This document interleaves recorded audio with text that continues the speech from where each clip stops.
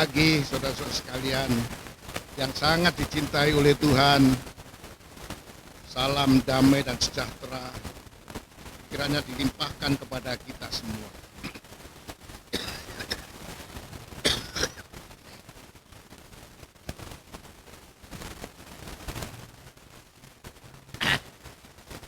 Ya, mari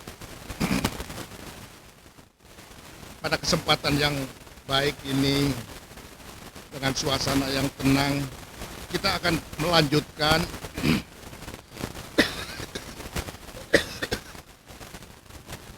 pemahaman kita terhadap ungkapan rahasia dari ruangan Maha Suci yang merupakan daerah kesempurnaan atau daerah kasih.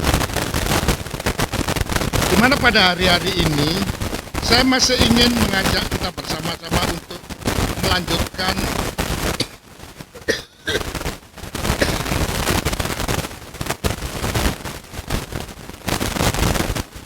pelajaran kita pada 1 Korintus 13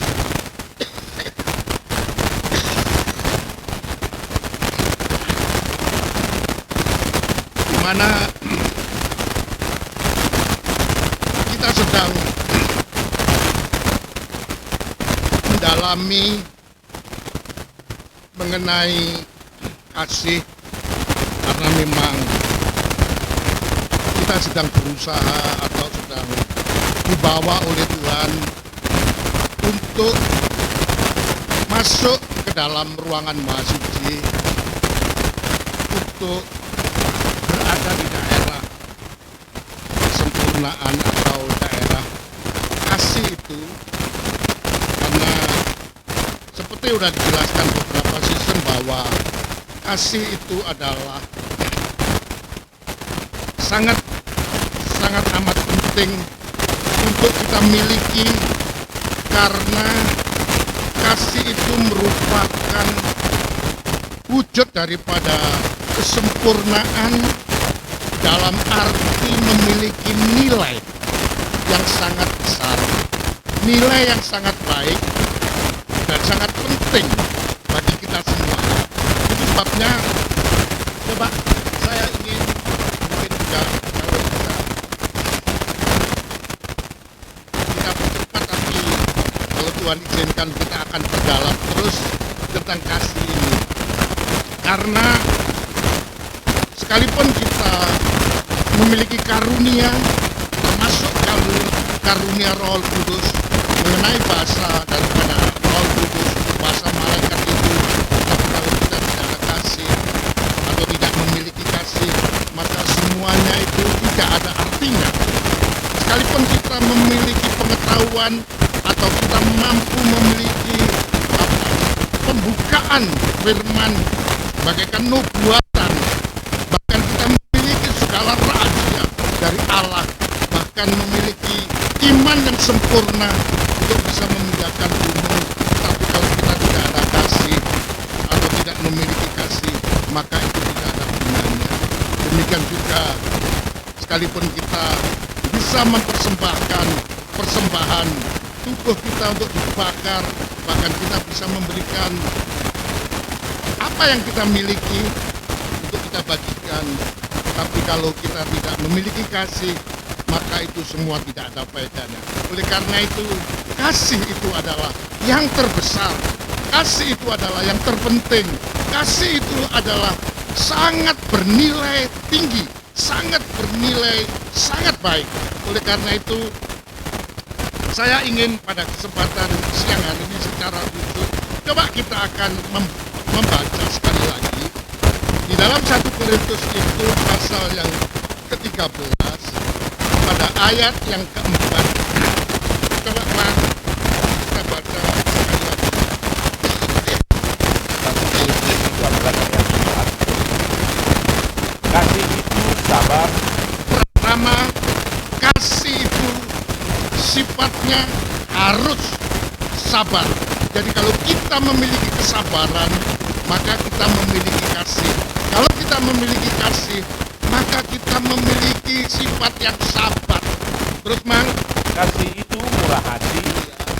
Ia tidak cemburu. Ia tidak memegahkan diri dan tidak sombong. terus Melakukan yang tidak sopan teruskan. dan tidak mencari keuntungan diri sendiri.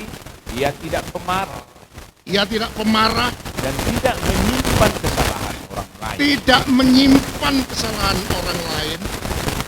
Ia tidak bersuka cita karena ketidakadilan, Ia tidak bersuka cita karena ketidakadilan, tapi karena kebenaran. tapi karena kebenaran. Terus Ia menuntut segala kasih itu kuat sehingga mampu menutupi, menghadapi segala sesuatu, percaya segala sesuatu, dan mampu percaya segala sesuatu, mengharapkan segala sesuatu, mengharapkan segala sesuatu, sabar menanggung segala sesuatu. sabar menanggung segala sesuatu. Kasih itu tidak berkesudahan. Kasih itu tidak berkesudahan. Ya, tadi kita sudah menyanyikan. Kasih itu tidak berkesudahan.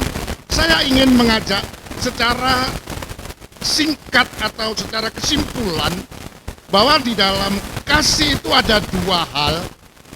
Yang pertama sebagai satu keharusan, dan kemudian yang berikutnya sebagai satu pantangan atau tidak boleh, seperti dikatakan di dalam pasal 13 ayat 4 ini. Pertama yang harus kita miliki sebagai bukti kita memiliki kasih adalah pertama sabar, kedua kita murah hati, kemudian kita memiliki kekuatan dari kasih itu sehingga kita bisa menutupi segala sesuatu. Apalagi sebagai pantangannya, kita tidak boleh pemarah, kita tidak boleh menyimpan kesalahan orang. Jadi, itu harus betul-betul kita mampu memiliki kekuatan untuk menutupi, untuk menghadapi, supaya kita memiliki kemampuan kasih yang mampu menutupi segala sesuatu itu. Dan kemudian kasih itu percaya segala sesuatu, karena memang kasih itu sangat kuat sehingga mampu memberikan kemampuan untuk percaya segala sesuatu, mengharapkan segala sesuatu, dan sabar menanggung segala sesuatu, dan kemudian sampai kita bisa mencapai kasih itu tak berkesudahan. Nanti kita akan, tetapi sebagai, saya katakan sebagai satu pantangan ya, bahwa orang yang mengasihi itu tidak boleh cemburu. Orang yang mengasihi tidak boleh memegahkan diri. Orang yang mengasihi itu tidak boleh sombong. Ya, sebab kalau kita masih memiliki kecemburuan, kecemburu itu dalam, saya baca di dalam Kamus Bahasa Indonesia Besar dikatakan tidak suka orang itu orang itu beruntung gitu ya. Artinya tidak senang kepada orang yang diberkati seperti itu ya. Kita masing-masing mempunyai porsi kita, tapi kalau Tuhan izinkan nanti kita mendalam, dan kemudian kasih itu tidak boleh memegahkan diri ya. Kalau kita memegahkan diri tetapi kita yang kasih, bagaimana ya, pasti akan terjadi satu kontradiktif. Mestinya kita mengasihi tapi kita membanggakan diri kita ya, maka kita akan tidak bisa sampai kasih yang kita kasih itu ya. Dan kemudian kasih itu tidak boleh sombong ya. Ini terutama memegahkan diri dan tidak boleh sombong ini, saya teringat apa yang Tuhan sampaikan pada beberapa season yang lalu, bahwa apa yang diceritakan, apa yang disampaikan, apa yang diperlihatkan, bahkan boleh dikatakan apa yang dibanggakan oleh Rasul Paulus bahwa dia mempunyai pengalaman naik ke tingkat 3 yang surga. Dia naik ke tempat yang tertinggi dari surga itu, yaitu ruangan mahasuci. Bagaikan dia itu masuk ke taman Ferdosnya Allah. Tapi memang karena Tuhan memberkati satu berkat yang luar biasa, boleh dikatakan puncak, itu juga bagaikan daerah kasih. Maka Tuhan mengizinkan supaya Rasul Paulus itu tidak memegahkan diri dan tidak sombong, maka diberi duri dalam tubuhnya. Ya, jadi ini merupakan satu hal, karena memang sangat kontradiktif antara kasih dengan yang tidak kasih. Ya ini nggak bisa diketemukan.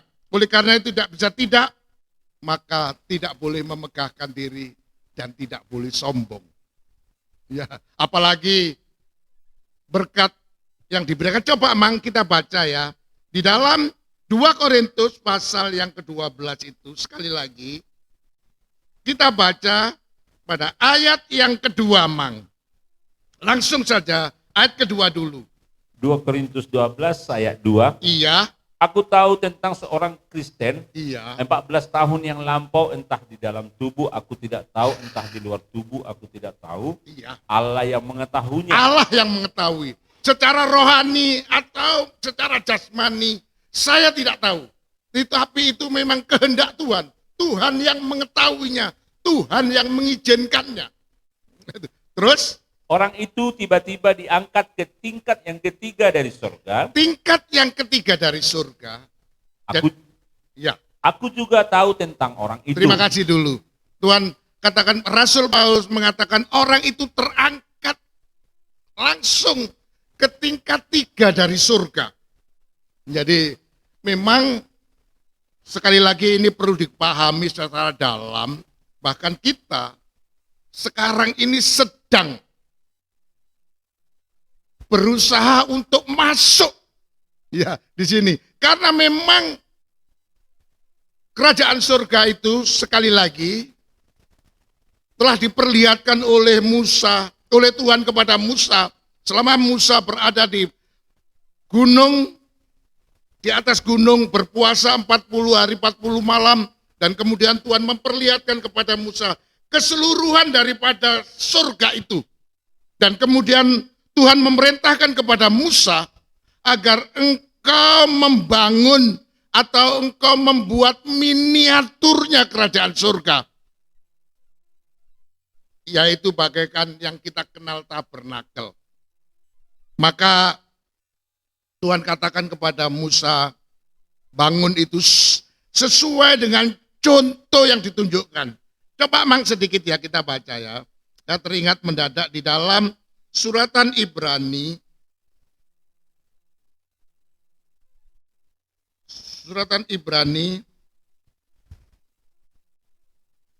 pada ayat pasal 8, maafkan. Pasal 8, coba kita baca bersama-sama sedikit ayat 1 dan 2, Mang. Ibrani 8 ayat 1. Ya. Inti segala yang kita bicarakan itu ialah, inti segala persoalan atau segala yang kita bicarakan, yang kita pelajari, yang kita bahas, atau yang sedang kita pahami itu ialah, kita mempunyai imam besar yang demikian. Kita mempunyai imam besar yang demikian. Terus? Yang duduk di sebelah kanan tahta yang maha besar di sorga. Yang duduk di tahta yang maha besar di surga. Terus Mang? Dan yang melayani ibadah di tempat kudus. Dalam bahasa Indonesia masa kini dikatakan, ia mengerjakan tugas sebagai imam besar di ruangan maha suci. Jadi ya kita mempunyai imam besar yang sekarang ini bersama Allah di surga. Ia mengerjakan tugas sebagai imam besar di ruangan maha suci. Terus Mang? Yaitu di dalam kemah sejati Iya. yang didirikan oleh Tuhan dan bukan oleh manusia. Kemah ini Tuhan sekarang ini sedang duduk di sebelah kanan Allah. Di pusatnya kerajaan surga, yaitu di dalam ruangan maha suci. Coba kita loncat pada ayat yang kelima, Mang. Ayat 5. Iya. Pelayanan mereka adalah gambaran. Pelayanan mereka daripada imam-imam dulu, termasuk imam besar zaman dulu, adalah satu gambaran.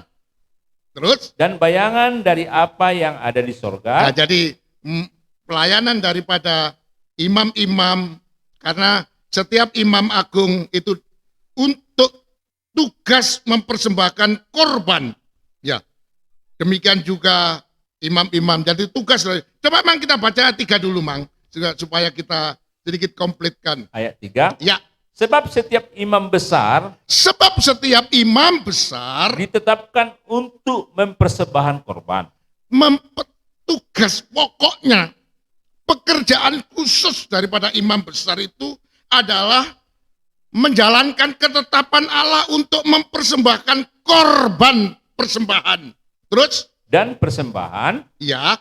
Dan karena itu Yesus perlu mempunyai sesuatu untuk dipersembahkan. Yesus harus mempunyai sesuatu untuk dipersembahkan. Terus Mang, ayat 4. Ayat 4. Ya. Sekiranya ia di bumi ini, ia sama sekali tidak akan menjadi imam. Ia sama sekali tidak akan menjadi imam. Terus? Karena di sini telah ada orang-orang yang mempersembahkan persembahan menurut hukum Taurat. Karena di dunia ini, selama di bumi ini, ada orang-orang yang mempersembahkan korban persembahan menurut Taurat. Ya, nanti kita akan perdalam sedikit sini ya. Teruskan Mang. Pelayanan mereka adalah gambaran. Pelayanan imam besar dulu yang melaksanakan tugas pokoknya adalah mempersembahkan korban di dalam ruangan maha suci yang di bumi. Nah, tapi Yesus tidak melayani di bumi. Ruangan maha sucinya bukan di bumi. Ruangan maha suci kata ayat 2 tadi adalah ruangan maha suci yang sejati, yang di surga, yaitu yang berada di tingkat yang ketiga. Karena dikatakan bahwa ruangan maha suci yang dilayani oleh imam besar zaman dulu di bumi ini itu adalah gambaran dan bayangan dari apa yang ada di surga. Teruskan Mang. Sama seperti yang diberitahukan kepada Musa. Sama seperti yang diberitahukan kepada Musa. Ketika ia hendak mendirikan kemah. Ketika ia hendak mendirikan tabernakel, kemah suci. Terus. Ingatlah demikianlah firman-Nya. Ingatlah demikian firman-Nya. Bahwa engkau membuat semuanya itu. Menurut contoh yang telah ditunjukkan kepadamu di atas gunung itu. Ya, sesuai dengan apa yang ditunjukkan oleh Tuhan di atas gunung. Karena memang sewaktu Tuhan menyuruh Musa untuk membangun kemah atau membangun tabernakel yang ada di bumi itu, tidak sesuai dengan apa yang aslinya, yang sejatinya, apa yang ada di surga itu. Jadi surga itulah contohnya. Dan kemudian kita tahu persis apa yang dibangun oleh Musa sebagai bait Allah, sebagai kemah suci, atau sebagai tabernakel itu dibuat 3 tingkatan. Tingkat pertama kalau digambarkan secara vertikal begini, yang paling bawah itu adalah halaman. Kemudian yang tengah sebenarnya menjadi satu dengan ruangan yang paling tinggi. Dibagi 2, yang bawah itu namanya ruangan suci, dan yang paling tinggi di atas itu ruangan maha suci sebagai tempat tinggalnya Allah. di mana Allah berada. Jadi kalau kita ingin ketemu Tuhan, seperti pada zaman itu, imam besar harus membawa persembahan. Satu untuk persembahan dirinya dan keluarganya, yaitu lembu muda. Dan satu untuk seluruh umatnya, yaitu domba jantan. Darahnya dibawa masuk sebagai wujud persembahan. Dan kemudian di hadapan peti perjanjian, dan di muka peti perjanjian itu dipercikkan. Maka kemudian Tuhan ada. Tuhan hadir. Tuhan menampakkan dirinya dalam kemuliaannya. Terutama untuk menghapus semua dosa umatnya itu. Jadi itu pun 1 tahun. Tetapi imam besar kita, Yesus, maka coba memang kita baca ayat 6. Ya, Ayat 6. Ya. Tetapi sekarang ia telah mendapat suatu pelayanan yang jauh lebih agung. Yesus telah mendapat suatu pelayanan yang jauh lebih agung. Karena ia menjadi pengantara dari perjanjian yang lebih mulia. Ya, karena dia menjadi perantara penghubung, imam besar yang menghubungkan umatnya dengan Allah, Allah dengan umatnya, dengan perjanjian yang lebih mulia. Terus? Yang didasarkan atas janji yang lebih tinggi. Terus Mang? Sebab sekiranya perjanjian yang pertama itu tidak bercacat. Seandainya perjanjian pertama berdasar hukum Taurat itu tidak bercacat. Tidak akan dicari lagi tempat untuk yang kedua. Sehingga tidak perlu lagi ada perjanjian yang kedua. Oleh karena itu kita mengenal dalam ajaran kita, agama kita, ada perjanjian yang lama. Itulah perjanjian yang jasmani yang dikerjakan oleh Musa dan seterusnya, imam besarnya Harun dan anak-anaknya. Tapi karena ini mempunyai cacat, salah satu di antaranya adalah tidak dapat menyempurnakan. Ini cacat yang paling mendasar. Sehingga tidak akan memungkinkan, jangankan kita bisa masuk, mengetahui tentang ruangan maha suci saja. Oleh karena itu, saya ingin pada kesempatan yang bahagia pada season ini, secara khusus saya ingin mengkaitkan tentang pentingnya kita memiliki kasih. Yang harus kita miliki adalah sabar, murah hati, mampu mengatasi, menghadapi segala sesuatu, karena kasih itu kuat. Jadi kalau kita ada kasih, kita punya kekuatan, punya kemampuan untuk bisa menutupi segala sesuatu, apa saja. Ya, bahkan kita juga sebagai kontradiksinya dikatakan tadi, kita juga harus mampu untuk tidak mengingat kesalahan orang lain. Ya. Karena memang Tuhan juga melakukan ini. Sebagai kasihnya Tuhan kepada kita yang kuat itu, maka Tuhan mengampuni semua, dikatakan semua kesalahan kita. Dia masuk ke dalam ruangan mauti yang dengan membawa persembahan yang khusus, bukan persembahan yang lama, lembu muda, domba jantan, tapi membawa dirinya. Tapi memang coba sedikit saya masih ingin kembali mengajak kita bersama-sama di dalam 1 Korintus yang ke-13 tadi, bahwa saya ingin pada kesimpulan atau pada akhirnya bahwa kasih itu yang harus dilakukan, sabar, murah hati, menutupi segala sesuatu atau mampu menghadapi segala sesuatu, karena kasih itu kuat.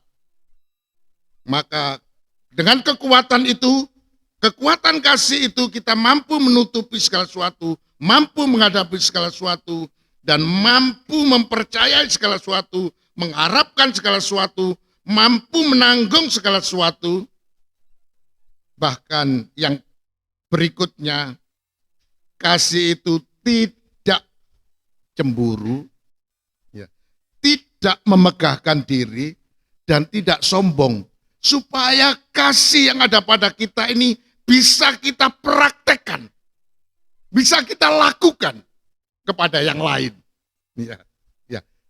Karena dan kemudian kasih itu tidak bersuka kita kepada ketidakadilan, atau kasih itu tidak melakukan yang tidak sopan, dan kasih itu tidak mencari keuntungan diri sendiri untuk bersama.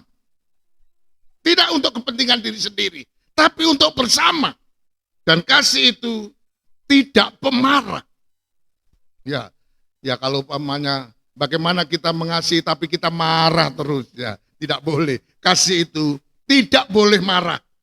Kasih itu tidak boleh menyimpan kesalahan orang lain. Bagaimana Tuhan saja tidak memperhitungkan kesalahan kita. Tuhan ampuni.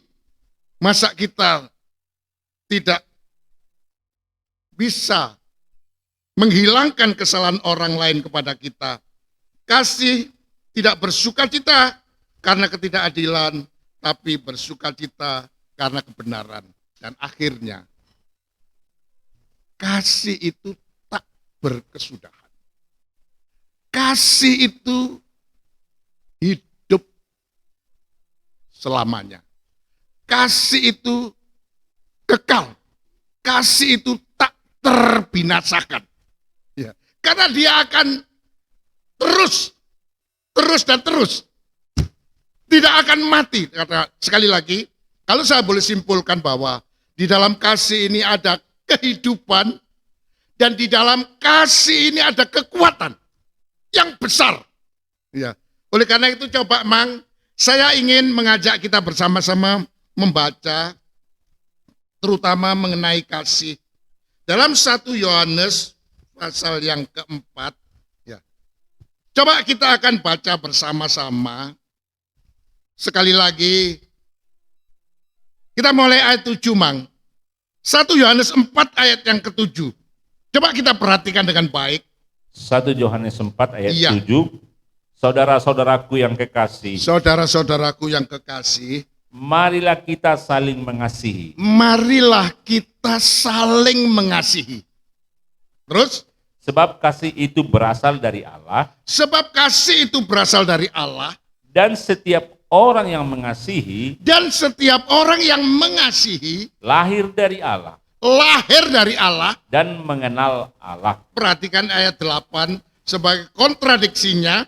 Ayat 8, Ya, barang siapa tidak mengasihi, barang siapa tidak mengasihi, ia tidak mengenal Allah. ia sama sekali tidak mengenal Allah.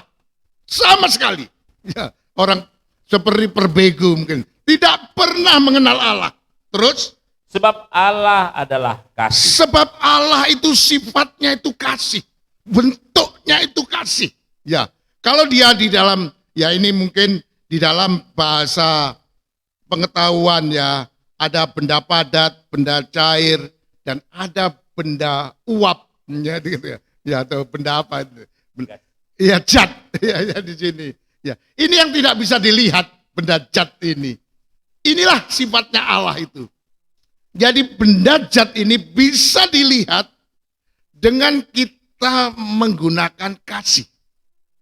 Kalau kita ada kasih, maka kita tahu adanya Allah. Karena kita lahir dari situ. Kita mengenal itu.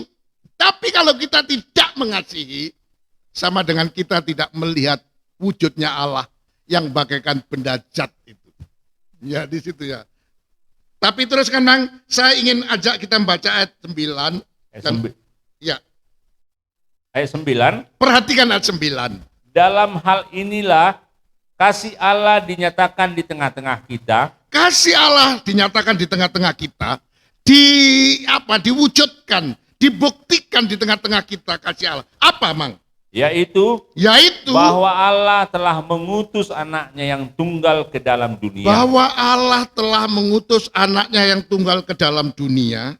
supaya kita hidup olehnya. Saya ingin simpulkan pada ayat 9 ini, di dalam kasih ini ada kehidupan. Di dalam kasih inilah akan memberikan kita kehidupan. Ya. Jadi kasih itu hidup. Dan kemudian kita baca ayat 10, Mang. Ayat 10. Sebagai kesimpulan, karena di dalam kasih yang mengutus anaknya yang tunggal itu, supaya kita hidup olehnya, oleh kasih itu. Karena di dalam kasih itu ada kehidupan. Ini merupakan satu bukti. Teruskan, Mang. Inilah kasih itu. Inilah kasih itu. Bukan kita yang telah mengasihi Allah. Bukan kita yang telah mengasihi Allah. Tetapi Allah yang telah mengasihi kita. Tetapi Allah yang telah mengasihi kita. Dan yang telah mengutus anaknya sebagai. Dengan bukti mengutus anaknya sebagai apa? Pendamaian bagi dosa-dosa kita. Mengutus anaknya sebagai penyelesai dosa-dosa. Penghapus dosa-dosa kita. Atau sebagai penyempurna. Inilah di dalam kasih itu. Di samping ada kehidupan. Di dalam kasih itu ada kekuatan. Mampu menjadikan kehidupan kita ini memiliki kesabaran, kemurahan hati, memiliki kekuatan untuk bisa menutupi segala sesuatu, memiliki kekuatan untuk bisa menghadapi segala sesuatu, bisa percaya segala sesuatu, mengharapkan segala sesuatu, bahkan sabar dalam menanggung segala sesuatu, sampai kasih itu tak berkesudahan. Kasih itu hidup kekal. Ya, karena memang di dalam kasih itu ada kehidupan. Di dalam kasih itu ada kekuatan. Sehingga disimpulkan di dalam 1 Korintus 13 tadi, kasih itu akhirnya tak berkesudahan. Kasih itu hidup selama-lamanya. Saya ingin memberikan pemakanan atau mengajak kita untuk memahami dalam, terutama terhadap perwujudan kasih yang dinyatakan di tengah-tengah kita, terutama untuk memberikan kehidupan yang kekal kepada kita. Berikutnya, kasih itu memberikan kekuatan kepada kita untuk menjadi kehidupan yang disempurnakan. Karena dia diutus khusus oleh Allah untuk memberi hidup dan untuk menyempurnakan. Ini saya singkatkan sekali lagi, seperti tadi sudah kita baca di dalam Ibrani 8 tadi. Dia datang ke dunia itu, pada kesimpulannya adalah datang sebagai imam besar. Yang tadi kita baca, tugas pokoknya adalah untuk masuk dalam ruangan Maha Suci. Pekerjaannya ada di dalam ruangan Maha Suci untuk memperdamaikan dosa-dosa kita. Ya, ini situasi kondisi pada zaman akhir ini memang bukan mudah. Ya, tetapi saya ingin mengajak kita bersama-sama. Oleh karena itu, Pak Mang, tambahkan satu ayat, Mang, sebagai hal yang sangat penting, ayat 11 itu, Mang. Ya. Ayat 11. Ya. Saudara-saudaraku yang kekasih. Saudara-saudaraku yang kekasih. Jikalau Allah sedemikian mengasihi kita. Apa buktinya Allah mengasihi kita? Mengutus anaknya yang tunggal. Pertama, supaya kita memperoleh kehidupan. Kedua, supaya kita mendapatkan kekuatan untuk menjadi kehidupan yang disempurnakan. Diperdamaikan dosa-dosa kita. Coba ya, saya teringat satu ayat ya, mendadak. Coba kita baca, Mang, di dalam surat Kolose, pasal yang pertama. Coba kita baca. Ayat 19, Mang. Kolose pasal yang pertama, ayat yang ke-19. Kolose 1. Ya. Karena seluruh kepenuhan Allah keberadaan Allah secara lembaga itu berkenan diam di dalam Dia. berkenan diam di dalam Yesus. Ya. Saya bacakan dalam bahasa Indonesia masa kini aja ya. Allah sendirilah yang menghendaki supaya segala sesuatu yang terdapat pada diri Allah terdapat juga dengan lengkap, dengan penuh pada diri anaknya. Jadi itulah keberadaan anaknya. Memang ditugaskan khusus oleh Allah, diutus oleh Allah, khusus untuk memperdamaikan. Ya, ini memang pekerjaan yang sangat penting dan sangat perlu kita ketahui dengan dalam di sini. Coba Mang ayat 20 Mang. Ayat 20. Ya, Dan oleh Dialah oleh Yesuslah Ia memperdamaikan segala sesuatu dengan dirinya, ia memperdamaikan segala sesuatu dengan dirinya, dengan Allah terus. baik yang ada di bumi Iya, maupun yang ada di sorga. baik yang ada di bumi maupun di semua itu diperdamaikan. Baik yang di bumi maupun di surga itu tergantung kesempurnaannya pada Yesus. Karena dia mempunyai tugas khusus tadi, mewujudkan kasih Allah kepada manusia supaya terutama kita umatnya ini dapat diperdamaikan. Ya. Dan kemudian teruskan Mang.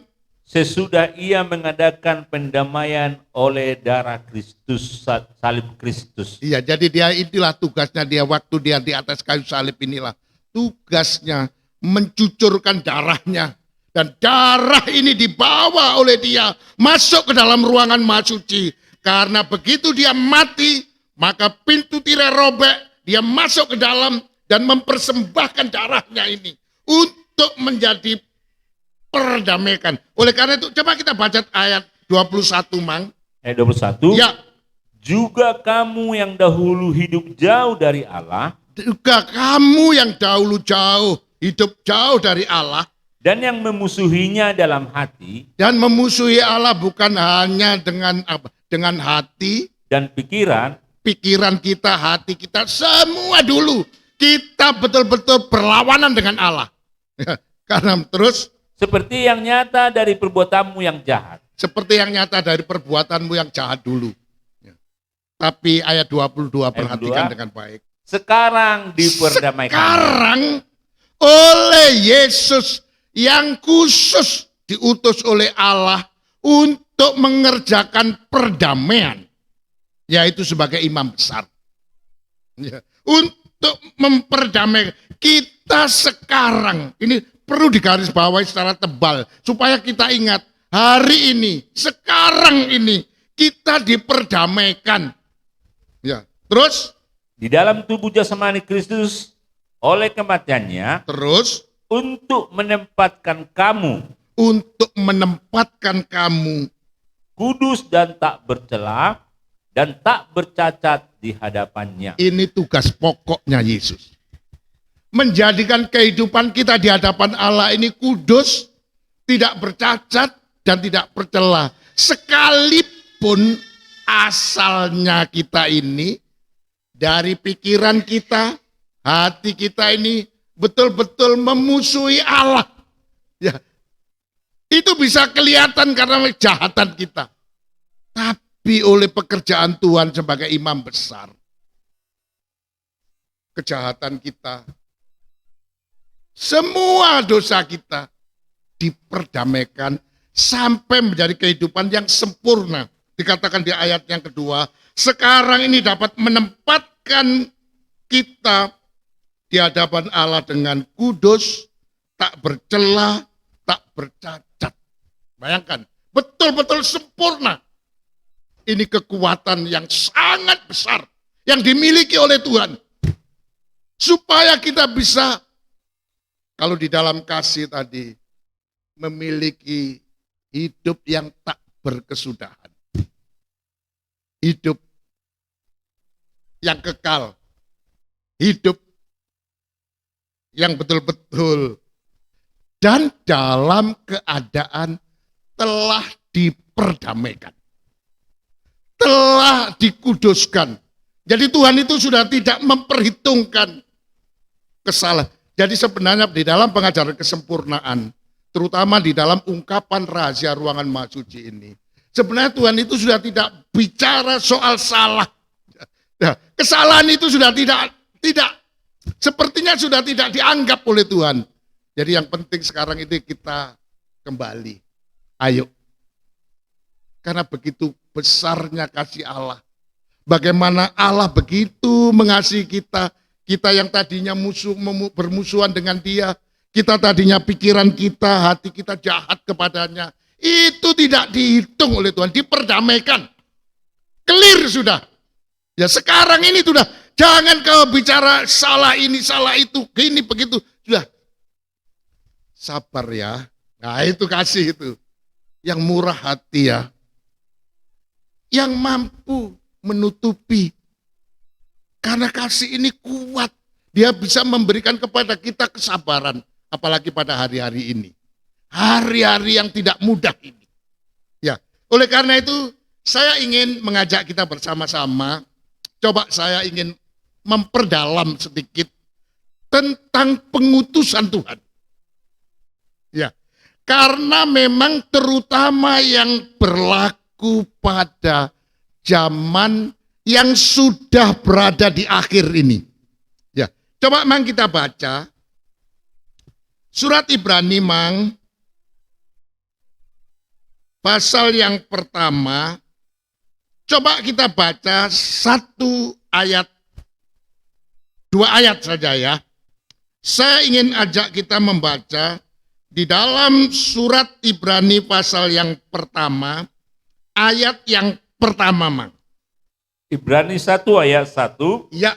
Setelah pada zaman dahulu Allah berulang kali zaman dahulu ya ini.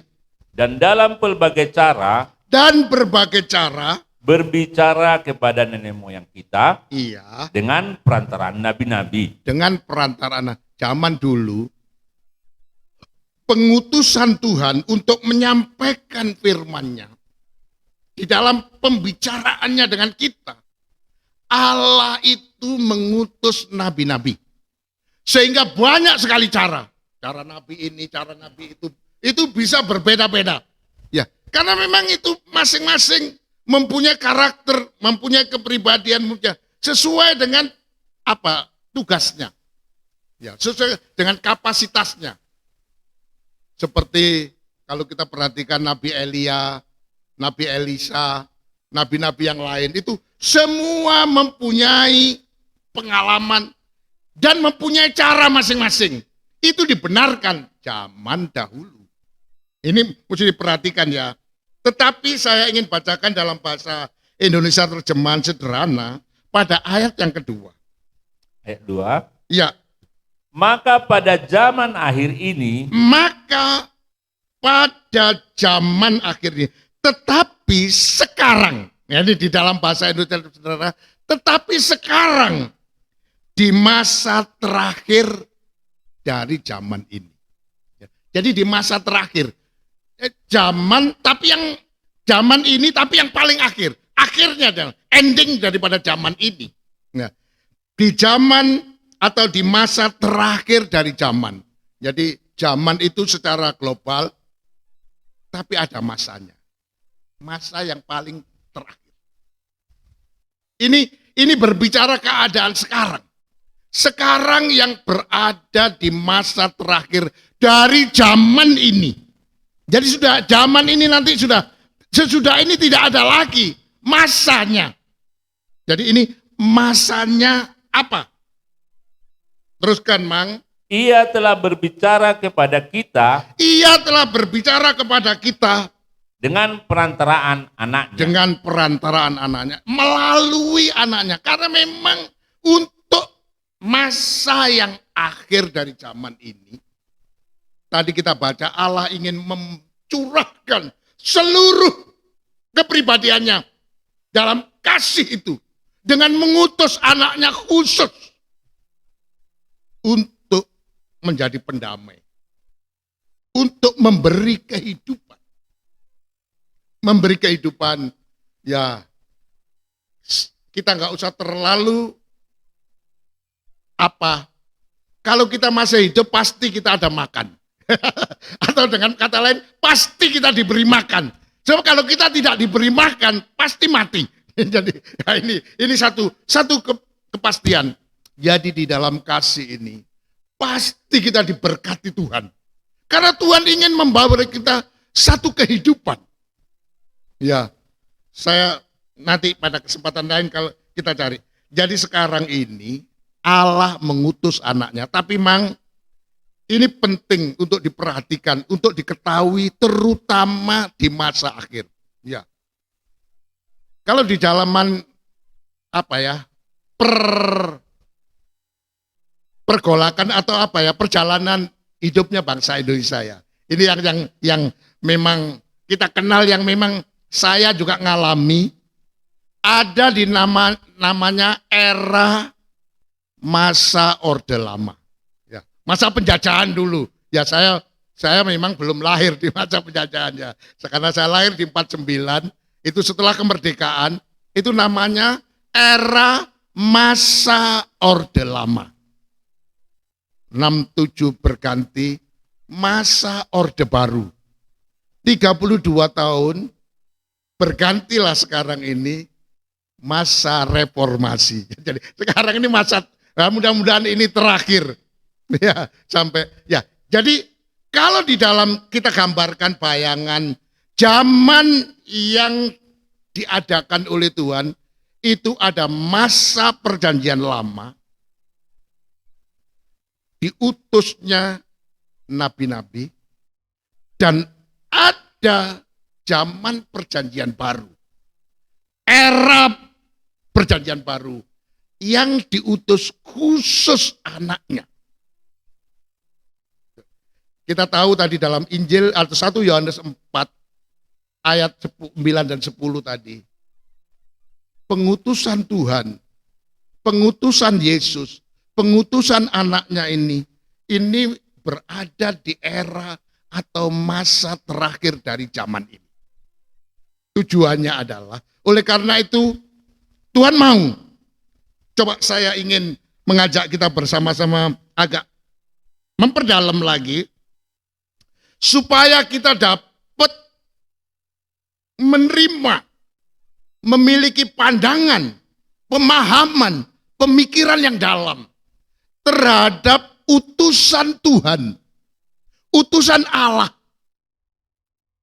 yaitu sebagai imam besar itu.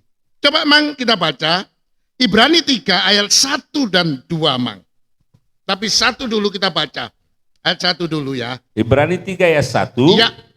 Sebab itu hai saudara-saudara yang kudus. Saudara-saudara yang kudus. Yang mendapat bagian dalam panggilan surgawi. Jadi orang-orang kudus ini adalah orang-orang yang memang sebenarnya dipanggil, bukan hanya dipanggil, sebenarnya orang-orang yang dipilih. Jadi di sini Tuhan berbicara kepada orang-orang yang terpilih. Orang-orang yang dipanggil secara khusus. Mendapat panggilan surgawi. Ya, teruskan Mang. Pandanglah. Perhatikan dengan sungguh-sungguh. Bukan hanya sekedar melihat, tapi pandang terus.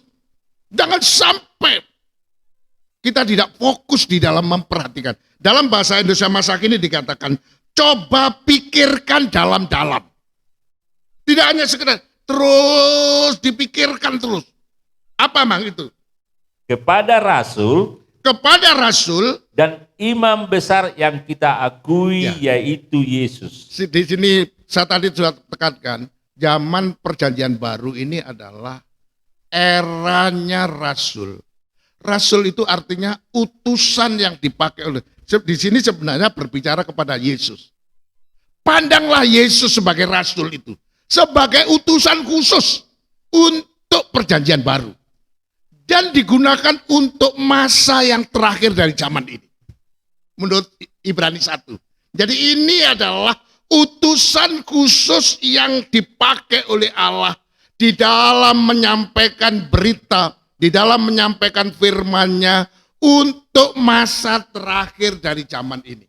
Sebab nanti sesudah masa ini habis, sudah tidak ada masa lagi. Karena apa? Dia mendapatkan tugas utusan rasul dan imam besar.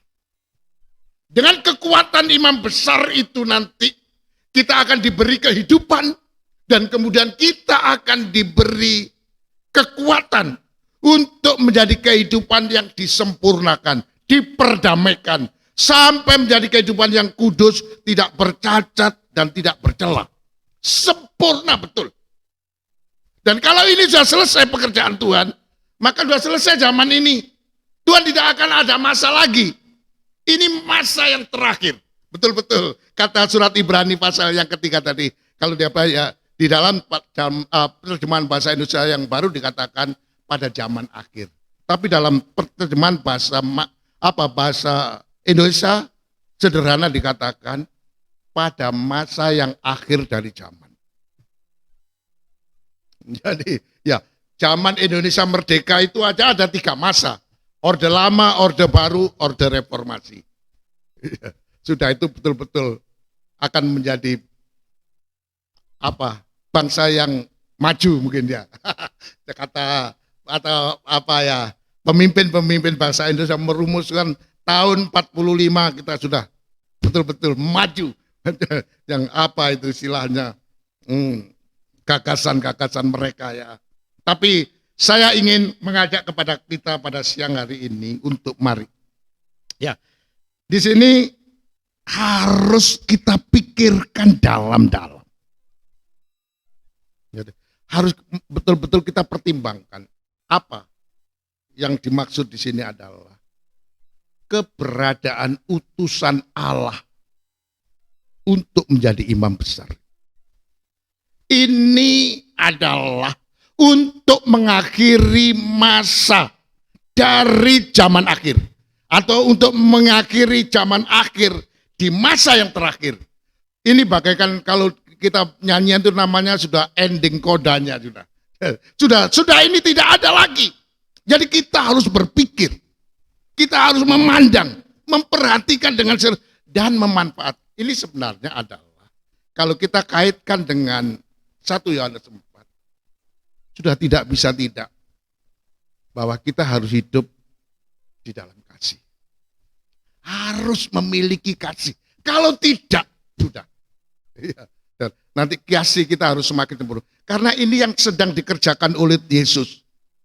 Tugas utamanya dia adalah untuk memberikan kehidupan yang kekal. Oleh karena itu, kalau kasih itu dicurahkan, kasih itu betul-betul kita terima dan kita mampu memiliki kasih itu, maka kita akan memperoleh kehidupan yang kekal, tak berkesudahan. Oleh karena itu, saya sedikit ingin memperdalam terutama terhadap, coba Mang, kita baca Mang, selanjutnya ya, ayat yang kedua Mang. Jadi inilah Yesus anak Allah ini adalah utusan Allah yang khusus. Dalam bahasa Indonesia masa kini dikatakan, coba pikirkan dalam-dalam mengenai Yesus ini.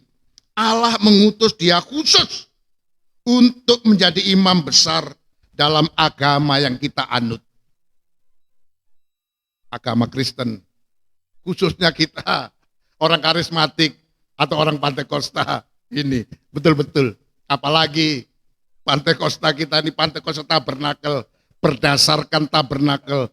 Dan khusus tadi kita baca di dalam Ibrani 8, pelayanannya Yesus sebagai imam di tempat kemah ruangan maha suci yang sejati itu adalah untuk mempersembahkan korban supaya terjadi perdamaian. Supaya dapat menjadikan kehidupan kita menjadi kehidupan yang kudus, tak bercacat, tak bercela. Betul-betul sempurna. Jadi kalau sudah sempurna, sudah nggak ada tugasnya Allah lagi, sudah selesai sudah. Ya. Oleh karena itu, saya ingin mengajak kita bersama-sama, oleh karena pada masa sekarang ini, kata Ibrani pasal yang ketiga, di masa yang terakhir dari zaman ini, mari kita perhatikan dengan baik. Pikirkan dalam. Jadi dalam mengambil keputusan pengikutan kita kepada Tuhan harus kita pikirkan jangan asal-asalan. Supaya apa yang ditugaskan Allah mengutus anaknya ke dalam dunia ini dapat efektif, dapat menghasilkan sesuatu yang maksimal, bukan hanya untuk berkat-berkat jasmani saja, tapi Tuhan mau supaya kita diberi kehidupan dan kita diberi kekuatan untuk memiliki kasih, terutama dalam menghadapi zaman sekarang ini. Coba Mang, saya akan masuk lebih dalam, terutama tugasnya Tuhan sebagai imam besar. Maka Allah telah menetapkannya, tapi coba ya, pasal 5 dulu Ibrani Mang. Ini sudah kita pelajari, tapi coba kita akan perhatikan dengan baik. Ibrani pasal yang kelima Mang. Coba kita baca langsung ayat 8 Mang. Ibrani 5 ayat 8. Iya.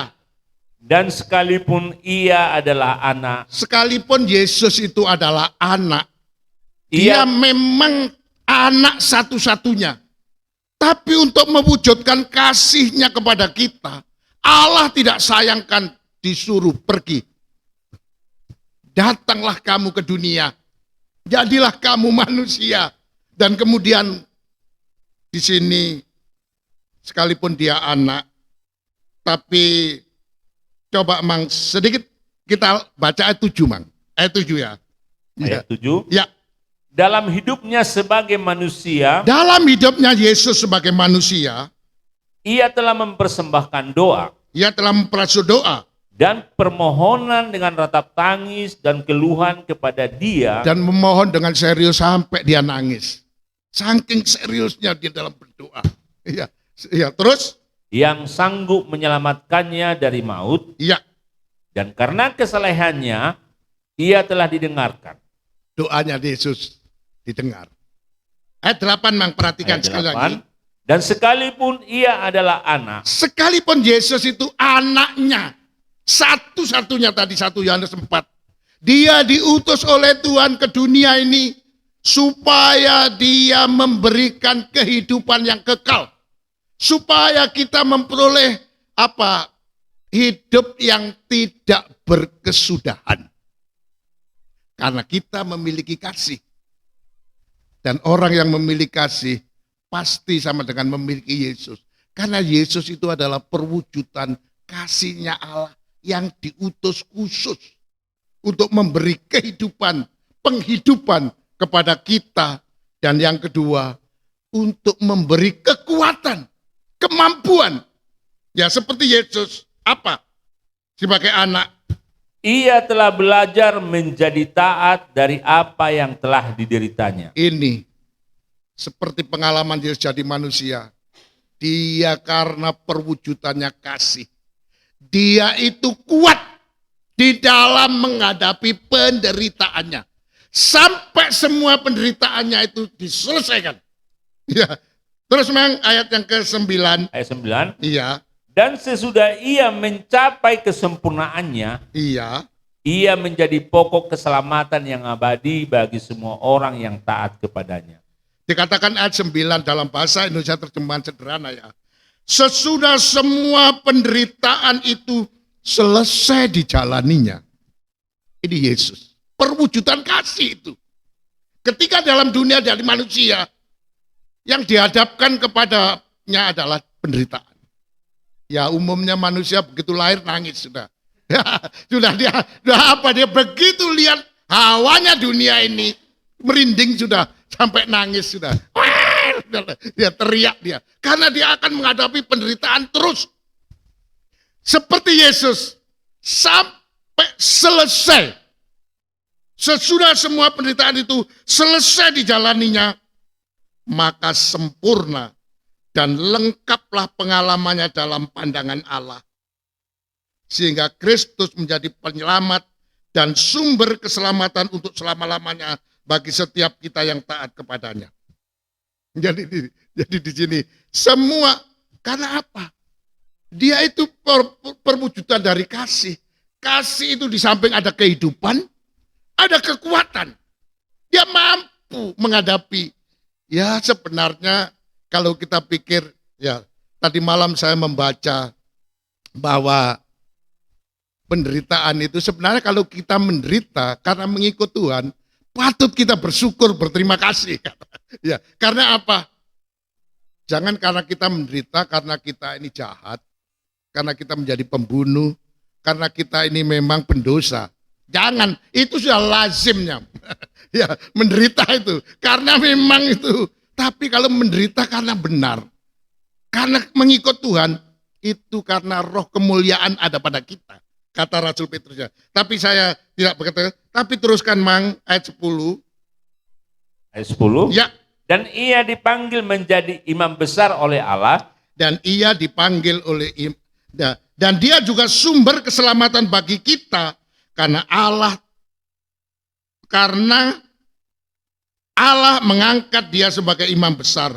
Bukan menurut peraturan Harun, tetapi menurut pola pengangkatan Imam Melkisedek. Tidak teruskan Mang, ayat 10 Mang. Dan ia dipanggil menjadi imam besar oleh Allah. Jadi Yesus untuk menjadi imam besar itu, syarat yang dia harus lalui adalah apa? Menyelesaikan semua penderitaannya. Ya memang kalau kita perhatikan sebenarnya, dalam masa hidupnya Yesus sebagai manusia, ya sebagai anaknya orang sederhana, seperti Yusuf dan Maria, ya sebagai tukang kayu saja ya itu dia banyak dikatakan di sini derita demi derita itu dialami. Kayak Jokowi ya. Sampai akhirnya dia bisa sampai puncak penderitaannya diselesaikan, maka kemudian dia diangkat menjadi imam besar. Karena dia telah mencapai kesempurnaan. Kesempurnaan itu sedikit ya, kalau saya tidak, sebenarnya tadi malam sudah berapa kali ku baca, tapi coba Mang, saya ingin ajak kita baca. Di dalam 1 Petrus, ya.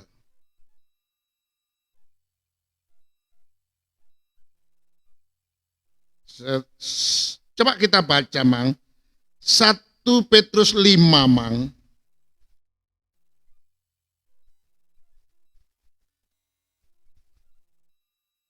Ayat 10 Mang. 1 Petrus 5 ayat 10. Iya. Dan Allah sumber sumber segala kasih karunia yang telah memanggil kamu dalam Kristus kepada kemuliaannya yang kekal, akan melengkapi, meneguhkan, menguatkan dan mengokohkan kamu sesudah kamu menderita seketika lamanya. Menderita seketika lawannya. Penderitaan, coba Mang sedikit saya ada satu kalimat ya. Pasal 4 Mang.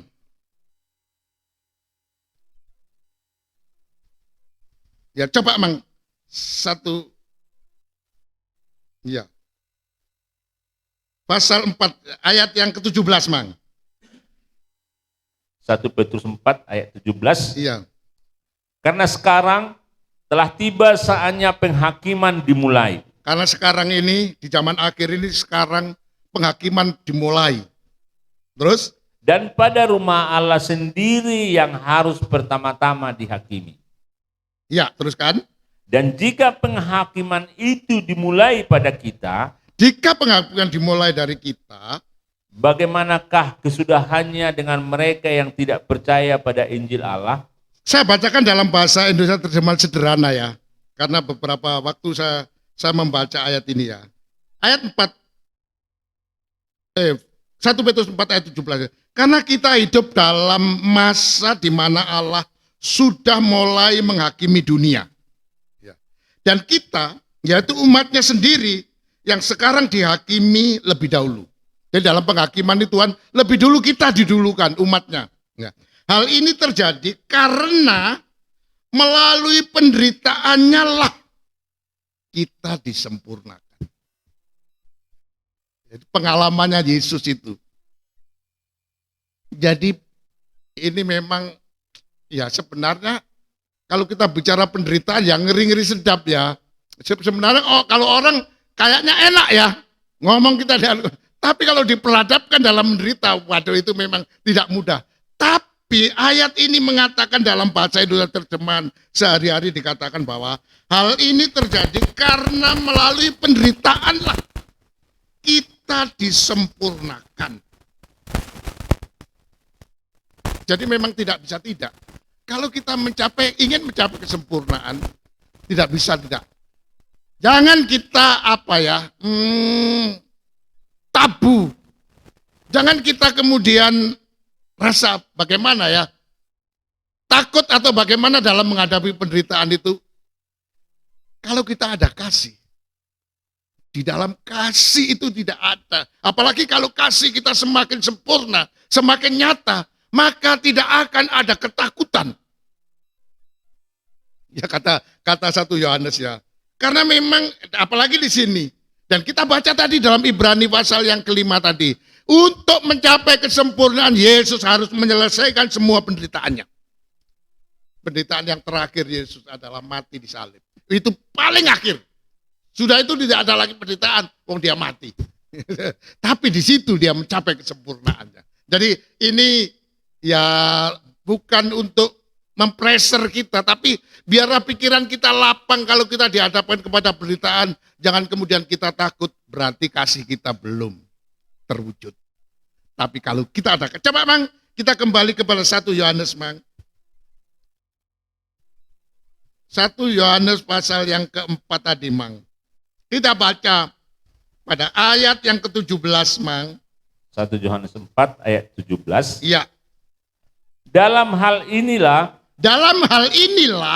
kasih Allah sempurna di dalam kita. Kasih Allah itu sempurna. Kita memiliki kesabaran, kita memiliki kemurahan hati, kita memiliki kekuatan untuk menutupi segala sesuatu, memiliki kekuatan untuk percaya segala sesuatu, mengharapkan segala sesuatu, bahkan sabar bahkan sampai kita memperoleh kehidupan yang tak berkesudahan, sempurna. Bahkan kita tidak cemburu, kita tidak memegahkan diri, tidak sombong dan seterusnya. Betul-betul sempurna. Semua sudah kita alami. Semua sudah ada pada kita. Maka apa kata firman itu? Teruskan Mang. Yaitu kalau kita mempunyai keberanian percaya pada hari penghakiman. Kalau nanti percaya, ini ya, saya sih, ya mungkin ya, kalau Opung Kaleb memang hidupnya di pengadilan ya, nggak takut ya. Jadi saya dulu, waktu saya mengurus satu saya dulu kan maaf kata waktu saya menikah itu di Muslim, dan kemudian setelah saya punya anak, saya masuk Kristen, pindah agama Kristen. Jadi begitu saya mengurus akte kelahiran saya, ke catatan sipil dikatakan, loh Bapak kok, anak Bapak kok minta catatan sipil dari agama Kristen ya? Bapak ini surat nikahnya. Iya. Jadi akhirnya saya uruslah ke pengadilan Surabaya itu. Satu-satunya orang yang nekat itu. Satu kali ditolak. Dan memang juga takut-takut saya kemudian daftarkan lagi. Ditolak, daftarkan lagi. Ditolak, daftarkan lagi. Ditolak. Sampai mungkin ke berapa ya? Ke-5, ke-6 mungkin. Baru diluluskan. Dan kemudian saya dapat surat untuk pengadilan itu memutuskan untuk memerintahkan kepada kantor catatan sipil membuatkan saya akte perkawinan yang baru. Tapi surat kami dari KUA ditarik dan kemudian diganti surat. Ya, itu berlaku pada waktu Bapak Rahel. Ya, Bapak Rahel ke atas. Ya, Pepi dan Theo sudah saya pakai surat itu. Tapi Bapak Rahel itu dari Bapak Rahel itulah tahun 80, 81 berhasilnya 82, 1 tahun. Saya mengurus itu. Saya ditolak, saya ajukan lagi. Saya teringat orang janda itu ya. Dia gak takut, terus saja nuntut haknya untuk diadili. Akhirnya dapat. Waduh, ada yang masih baru sidang dibuka begini-begini dah. ditolak. Putusan ditolak itu. Nah, ini baru satu kali saya berhasil ya. Ini pengalaman saya. Dia nggak perlu takut di dalam menghadapi penghakiman. Karena apa? Karena memang dosa kita ini sudah diselesaikan. Semua kesalahan kita diperdamaikan. Dulunya kita jahat. Tapi sekarang oleh korban perdamaian Tuhan, jahat itu tidak dilihat oleh Tuhan. Jahat itu tidak dihitung oleh Tuhan. Kita dibenarkan. Karena itu ditutupi oleh Tuhan.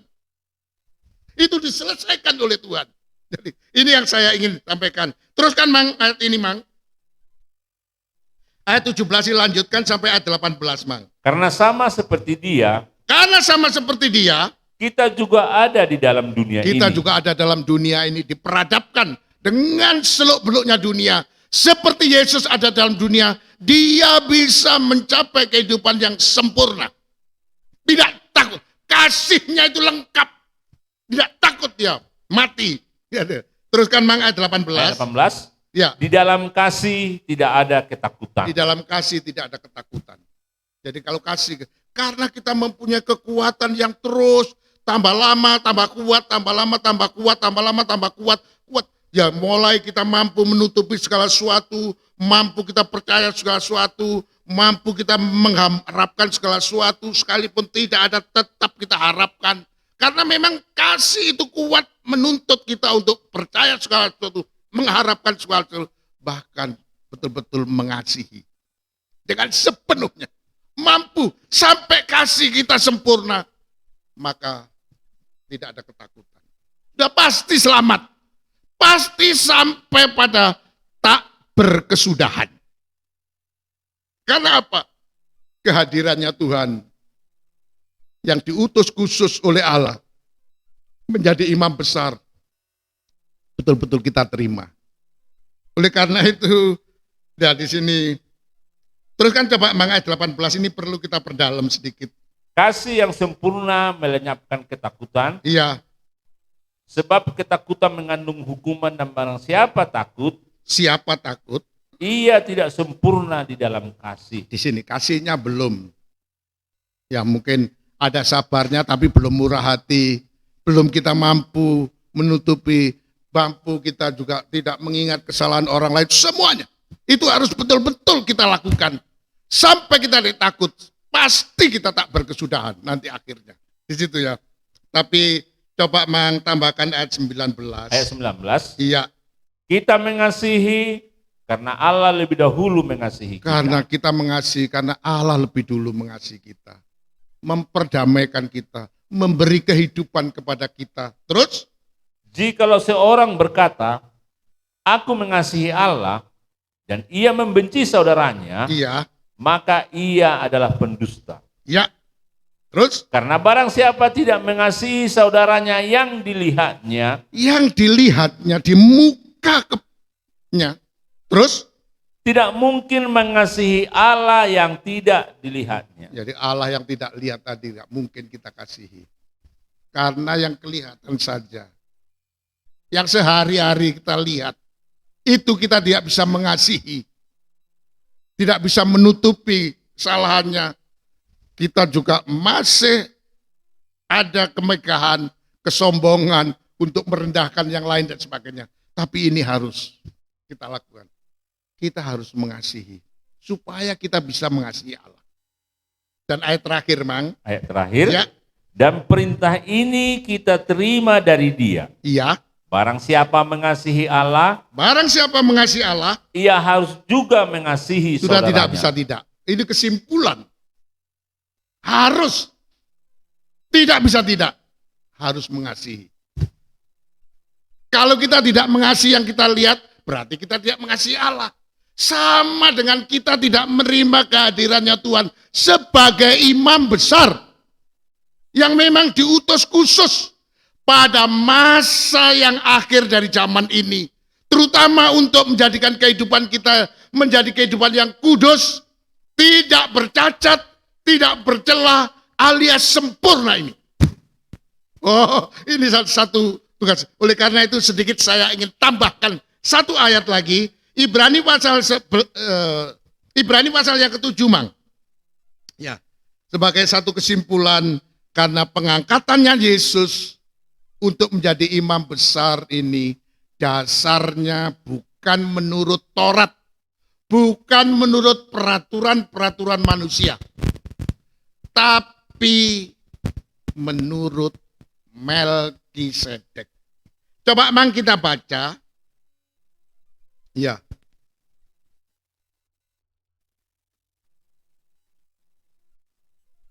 Ayat 11 mang. Ibrani 7 ayat 11. Ya. Karena itu, andai kata oleh imamat Lewi telah tercapai kesempurnaan, Kalau sistem tahbisan imamat Lewi, imamat Harun dan anak-anaknya, imamat menurut hukum Taurat itu dapat mencapai kesempurnaan. Ini salah satu cacatnya. Celahnya daripada peraturan hukum Taurat atau cara yang lama yang dilakukan oleh Nabi dengan berbagai-bagai. Tiap Nabi punya versinya masing-masing. Caranya Nabi ini itu, caranya Nabi ini itu. Hamba Tuhan satu dengan hamba Tuhan yang lain selalu ada perbedaan. Karena apa? Karena menganut sistem yang lama. Tapi di dalam cara yang baru, sudah tidak ada cara lain kecuali satu cara. Terutama di dalam mencapai kesempurnaan. Di dalam memasuki ruangan maha suci tidak ada cara lain. Kecuali harus menerima utusan Allah. Yaitu anaknya sendiri. Anaknya yang tunggal. Yesus Kristus. Harus menggunakan cara yang baru. Yaitu menurut Melkisedek. Sebab apa? Menurut cara inilah yang akan membawa kita menjadi kehidupan yang disempurnakan. Dalam bahasa tabernakel, bisa menjadi kehidupan yang maha suci. Bukan hanya disucikan, dimaha sucikan. Masuk ke dalam ruangan maha suci. Ya di situ. Ini. Coba Mang teruskan Mang.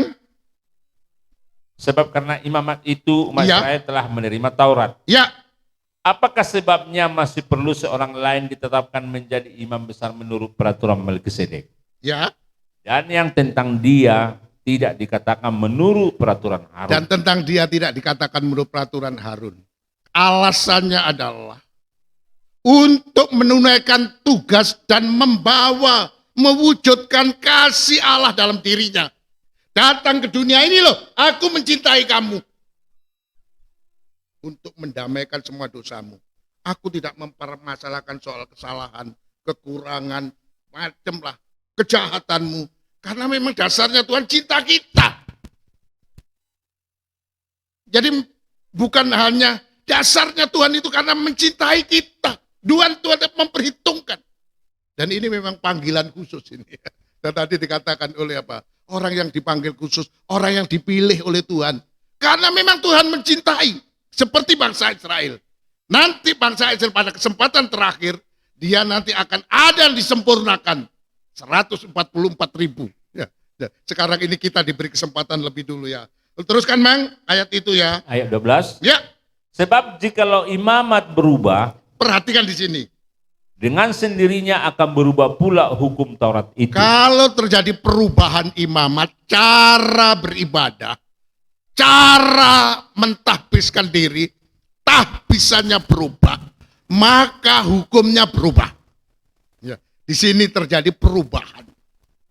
Alasannya mengapa harus Tuhan rubah dari perjanjian lama ke perjanjian baru? Karena Tuhan mau supaya umatnya itu dia dapat dihadapkan kepada dirinya dalam keadaan yang kudus, tanpa cacat, tanpa celah, alias sempurna.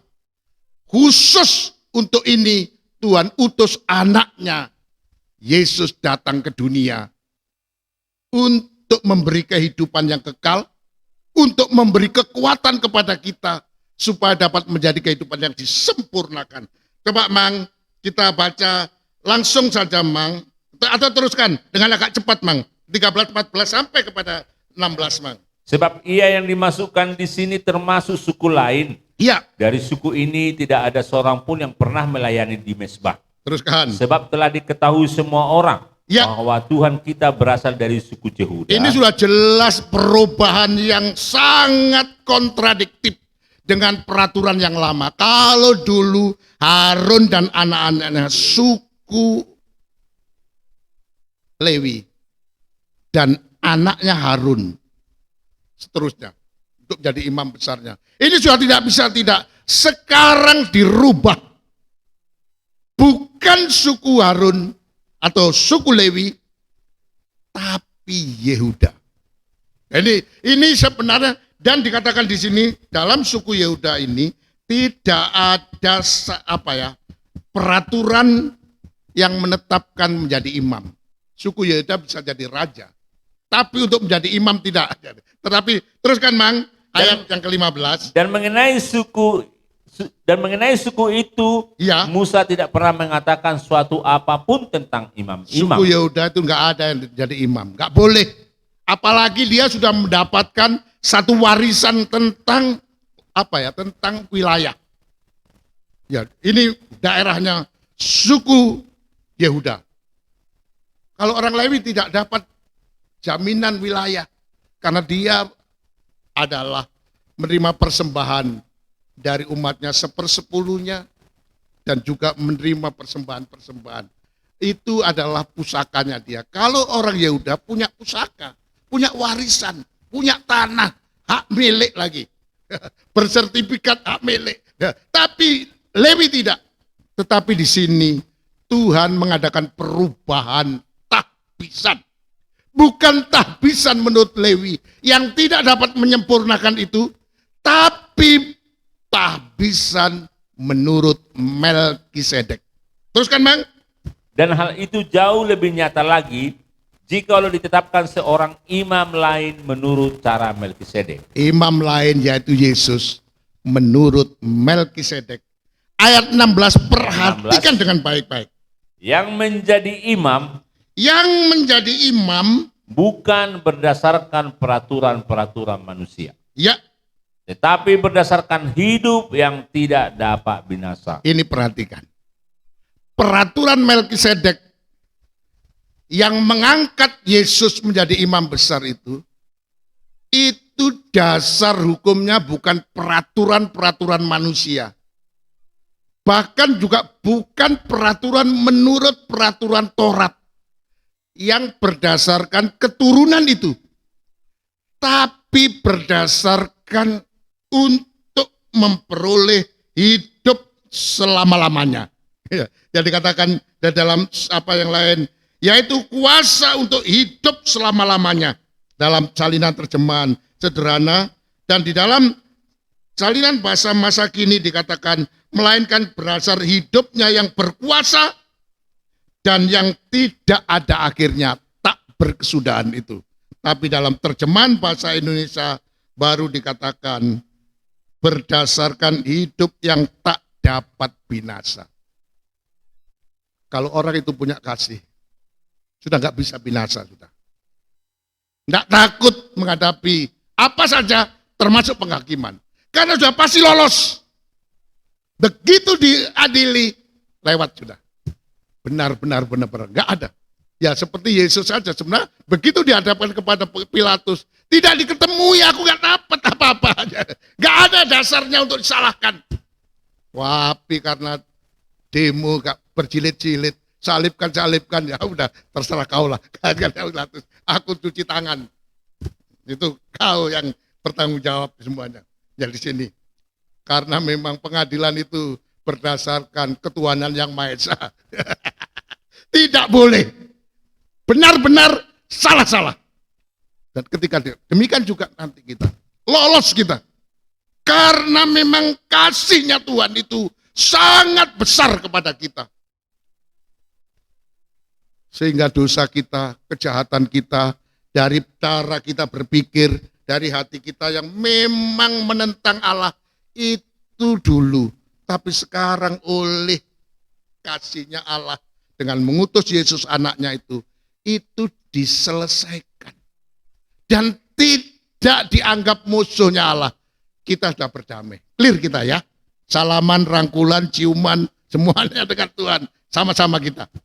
Sudah tidak sama dengan Tuhan. Disempurnakan. Luar biasa. Coba Bang, kita baca pada ayat 17. Ayat 17. Iya.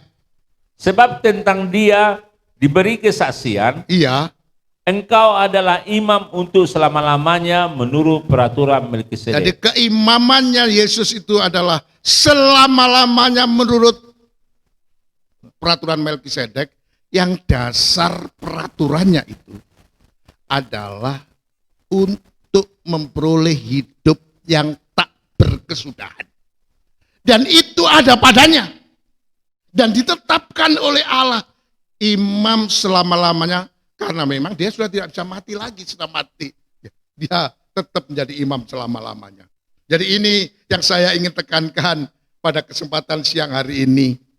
Mari, utusan Tuhan jangan kita sia-siakan. Harus kita pikirkan dalam-dalam. Di dalam mengambil tindakan apapun, pikirkan dalam-dalam. Kalau tidak ada imam besar, masalah akan terus datang. Tapi kalau tidak ada imam, kalau ada imam besar, semua selesai.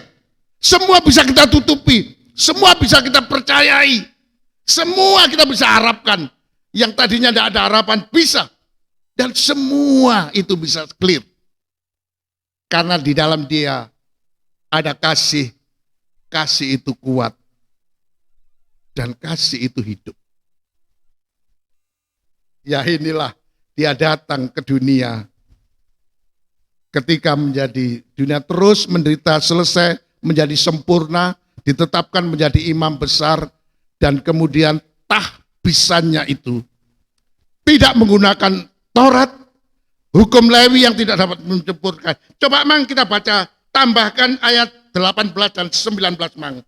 Ayat 18. Ya, Memang suatu hukum yang dikeluarkan dahulu dibatalkan. ya. Kalau hukum itu tidak mempunyai kekuatan. Jadi hukum Taurat yang selalu menghakimi orang, menyalahkan, terus nggak boleh ini, nggak boleh itu, mesti ini, mesti itu. Ya ini menurut peraturan manusia itu sudah dibatalkan, dikeluarkan untuk dibatalkan, dan kemudian tidak ada kekuatannya. Karena apa? Dan karena itu tidak berguna. Sehingga tidak digunakan lagi. Yang digunakan adalah peraturan Melkisedek. Bagaimana? Hanya satu saja peraturannya. Bagaimana caranya kita bisa memperoleh hidup tak berkesudahan. Itu dasar hukumnya Melkisedek. Satu saja. Ya. Jadi memang nggak mati aja. Kalau perlu sakit aja jangan. Tapi supaya nggak sombong, kasih penyakit ya. Ya itulah. Konsekuensinya nggak apa-apa. Yang penting kita dibawa masuk ke ruangan masuci. Supaya kita teruskan Mang ayat 19. Ayat 19. Ya. Sebab hukum Taurat sama sekali tidak membawa kesempurnaan. Perhatikan. Ini dasarnya karena hukum Taurat sama sekali. Jadi sudah tidak ada alasan, waduh gini-gini, sama sekali tidak mau kesempurnaan. Macam manapun. Karena terus orang disalahkan terus saja. Ya, karena memang kita menggunakan dasar hukum yang bisa menyalahkan. Tapi kalau ini tidak diberlakukan, tidak usah kita menggunakan terus. Sebenarnya kalau salah itu salaman selesai sudah. Maaf ya, selesai. Kalau kita Idul Fitri di sini tetangga selesai sudah. Nggak ada anggap yang semua clear dalam sekejap mata. Dulu di zaman perjanjian lama, 1 tahun sekali itu ada Idul Fitri. Yaitu apa? Hari raya Idul Korban. Ada korban 1 kali, selesai sudah. Tapi terus ingat lagi. Ya tapi karena memang dasar hukumnya tidak dapat sama sekali tidak dapat menyempurnakan. Tetapi dengan adanya peraturan Melkisedek yang dasar hukumnya adalah untuk memperoleh hidup yang tak berkesudahan. Sama dengan kasih. Hasilnya kasih itu adalah hidup tak berkesudahan. Karena memang perwujudan kasih itu adalah mengutus anaknya untuk menjadi imam besar. Dengan kekuatan yang besar, dengan kehidupan yang ada di dalam dirinya, itu diberikan kepada kita. Supaya kita memperoleh kehidupan, supaya kita memperoleh kekuatan. Ya. Oleh karena itu, teruskan Mang, tambahkan. Tetapi sekarang ditimbulkan pengharapan yang lebih baik. Kata-kata sekarang. Jadi ini memang, ya kalau kita bicara masa lalu, itu tidak perlu, tidak ada habis-habisnya masa lalu ini terus, timbul masalah. Tetapi dengan adanya pelayanan Yesus sebagai imam besar, maka timbullah harapan, timbullah kepercayaan, timbullah kesabaran, timbullah kemurahan hati, timbullah kekuatan, mampu menutupi semuanya, menyelesaikan semuanya, menghadapi semuanya dengan kekuatan dari Tuhan. Ya, bukan dengan kemegahan, karena kasih tidak boleh memegahkan diri, tidak boleh menyombongkan diri dan sebagainya ya. Oleh karena itu, terus Mang, yang mendekatkan kita kepada Allah. Yang mendekatkan kita kepada Allah, yang bisa menyatu dengan Allah. Sebab kalau kita bisa mengasihi, kita tutup satu ayat kembali, 1 Yohanes pasal yang keempat itu. 1 Yohanes pasal yang keempat itu. Coba Mang, kita baca satu ayat 12. 1 Yohanes 4 ayat 12. Ya. Tidak ada seorang pun yang pernah melihat Allah. Tidak ada seorang pun yang pernah melihat Allah.